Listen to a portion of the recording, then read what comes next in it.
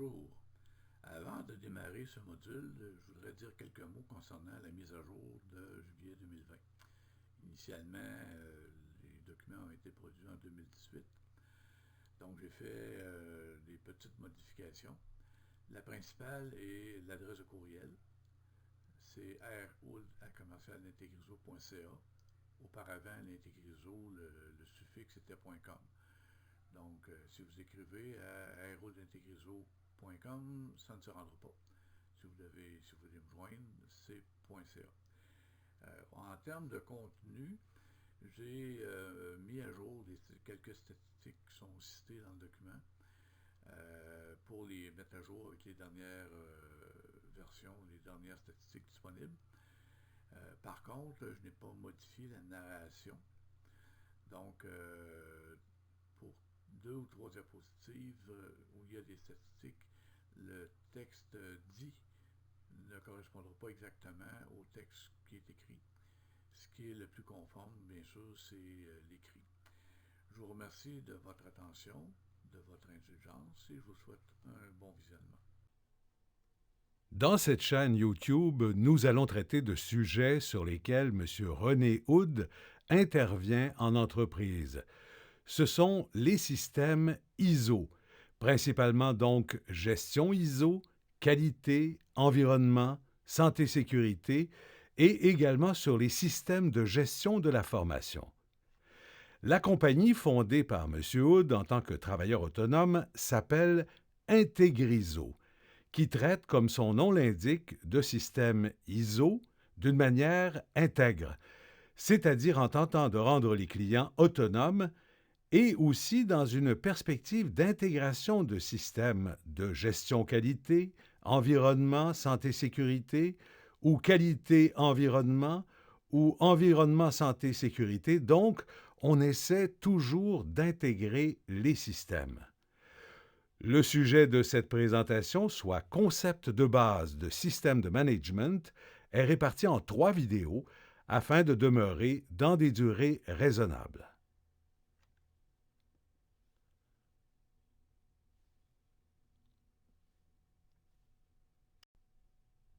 Le sujet est subdivisé en 3 parties. Il est destiné à des personnes qui ont peu ou pas d'expérience dans le domaine.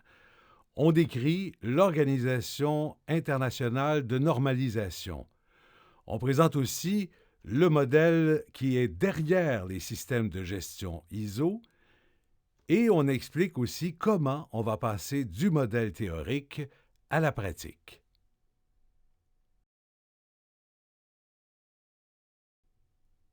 Comme on l'a dit dans l'introduction, le premier module de notre sujet, concept de base de management ISO, portera sur l'Organisation internationale de normalisation.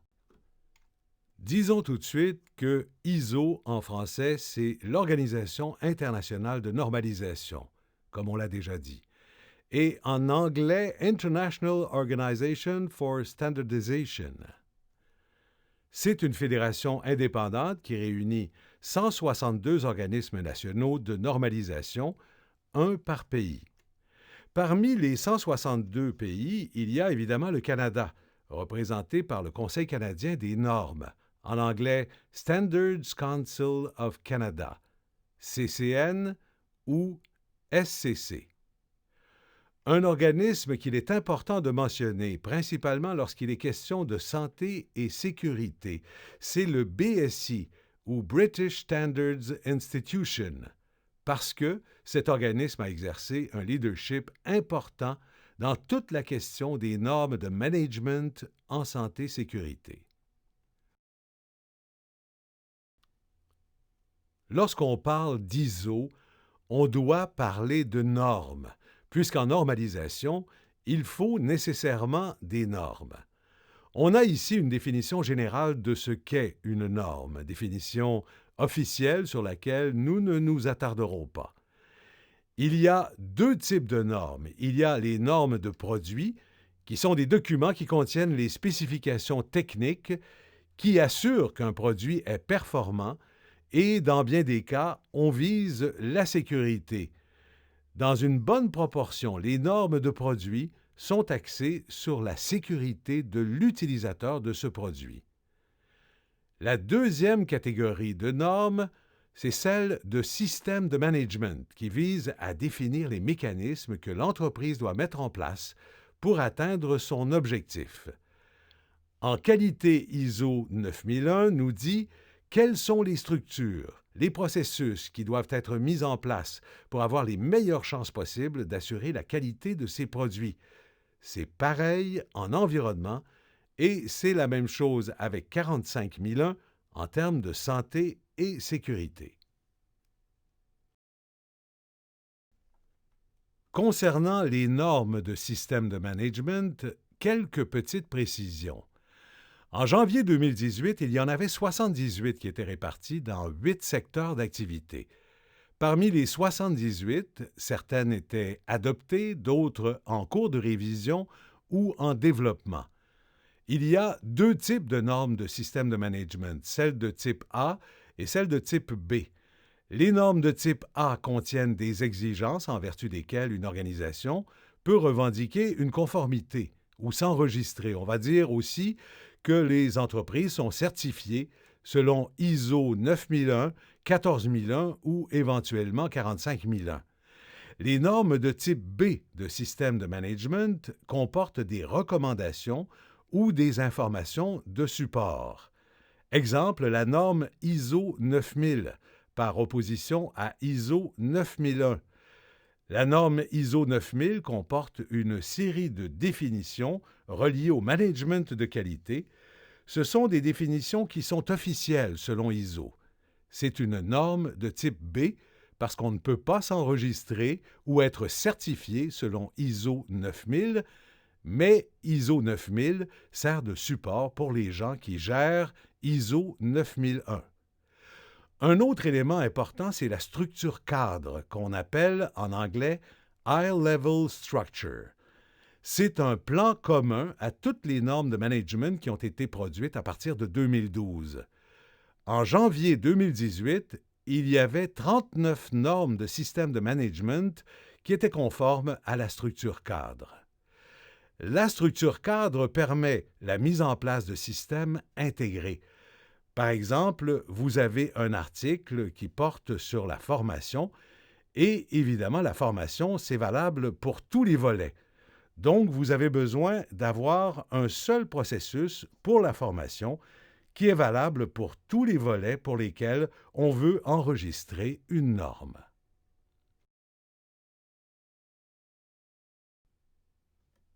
Maintenant que nous avons donné quelques détails concernant les normes de management, on va regarder de façon plus détaillée chacune des 3 normes qui nous intéressent, soit en qualité, en environnement et en santé-sécurité. La première, c'est ISO 9001 en qualité. Il faut dire qu'au départ, ISO produisait des normes de produits uniquement. À partir de 1987, les premières normes de management ont été mises de l'avant, c'était celles de la série ISO 9000, qui se présentaient comme des normes pour la gestion de la qualité et l'assurance de la qualité. Il y avait 3 niveaux d'enregistrement, selon 9001, qui était la partie la plus exigeante. Une version moins exigeante, c'était 9002, et encore moins exigeante, 9003. Inutile d'en dire davantage puisque ces normes sont dépassées depuis longtemps. En 1994, on a la première révision de la série 9000, donc 9001, 9002, 9003. Notez que là, on parle de système qualité. Auparavant, on parlait de gestion qualité, maintenant on parle de système. Vision un peu plus systémique. Notez qu'entre la première version en 87 et la deuxième en 94, il y a 7 ans.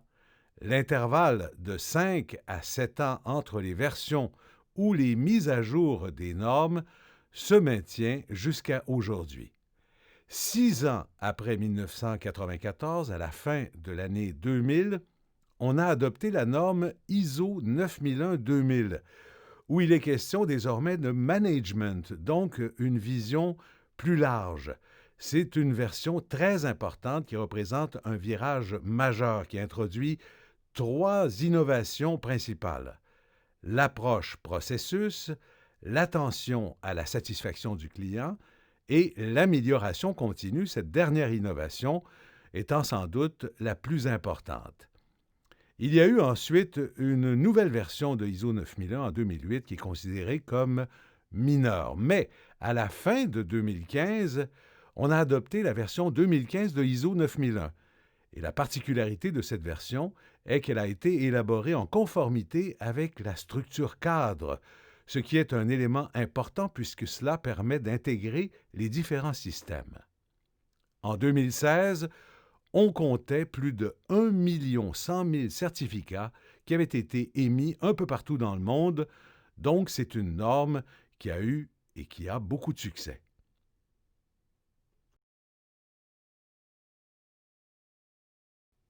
Deuxième norme de système qui nous intéresse, 14001 en management environnemental. Au sommet de Rio en 1992, un sommet de la Terre sous l'égide de l'Organisation des Nations Unies, l'ONU donne à ISO le mandat de proposer des documents de normalisation en matière de management environnemental. 4 ans plus tard, fin 1996, donc dans un délai très court, la norme ISO 14001 en management de l'environnement est adoptée. Elle fait partie d'une série qu'on a appelée la série 14000 et les principales originalités de la norme 14001 sont la gestion des ressources et l'amélioration continue. En 1996, c'était la première fois que l'amélioration continue faisait son apparition dans les normes ISO et cette notion s'est généralisée par la suite. Dans la gestion des ressources, que veulent dire les 3 RV? Ce sont des stratégies de prévention de la pollution. La réduction des matières premières consommées, donc on essaie d'optimiser notre procédé de production. C'est la réutilisation de ce qui peut l'être. Si une chose a servi une fois, elle peut sans doute servir une autre fois. Le recyclage, ce sont les produits qu'on retire, qu'on défait pour les reconstruire. Donc, on réutilise nos matières premières pour refaire un produit de meilleure qualité. Et le dernier aspect, la valorisation, c'est de s'assurer que notre déchet devienne la ressource de quelqu'un d'autre, qu'on peut vendre ou donner pour éviter qu'il se retrouve à l'enfouissement. À la fin de 2015, tout comme pour la qualité, il y a eu une réforme de la norme 14001, donc 14001-2015, et c'était pour la rendre conforme à la structure cadre. Statistique intéressante, en 2016, plus de 346 000 certificats avaient été émis dans le monde.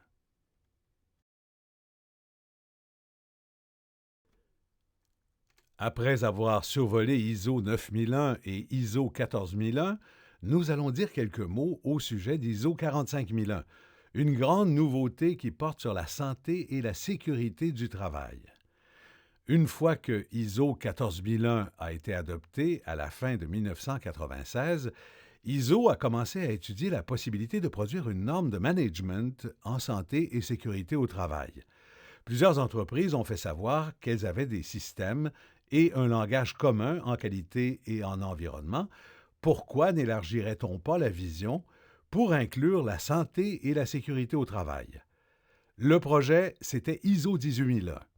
Comme ISO fonctionne par consensus et qu'aucun consensus ne s'est dégagé parmi les pays participants, le projet a été abandonné. Malgré cet abandon, la demande est demeurée présente, ce qui a incité BSI à coordonner en 1999 la production d'un document appelé un référentiel sur l'application du modèle ISO en santé-sécurité au travail, OSAS 18001, ou Occupational Health and Safety Assessment Series 18001, qui s'est avéré, de manière générale jusqu'à maintenant, la norme officielle, la véritable norme internationale en santé et sécurité au travail. Après que ISO 18001 ait été abandonné, l'idée est quand même demeurée. De 2015 à 2017, s'est effectué le travail d'élaboration de la norme ISO 45001 en management de la santé-sécurité, et aussi, comme beaucoup d'autres, en conformité avec la structure cadre. De novembre 2017 à janvier 2018, le projet final de norme FDIS, Final Draft International Standard, a été soumis au vote. Le vote a été positif. La norme entrera donc en vigueur entre la fin de février et le début de mars 2018. Qu'est-ce qui fait que les normes fonctionnent? Parce que généralement, le modèle de management est très apprécié un peu partout dans le monde. C'est que ces normes sont applicables partout et par tous les types d'entreprises. Les normes imposent des exigences générales que l'organisme adapte à sa réalité. Comme il n'y a pas deux identités d'affaires identiques, il n'y a pas deux systèmes identiques. La vérification par tierce partie indépendante assure le maintien de la rigueur de l'application. L'engagement à l'amélioration continue assure que les systèmes évolueront en fonction du temps. C'est là la recette du fait que ces documents-là ont été largement utilisés et n'ont pas fait, comme d'autres, l'objet de la saveur du mois et ont persisté.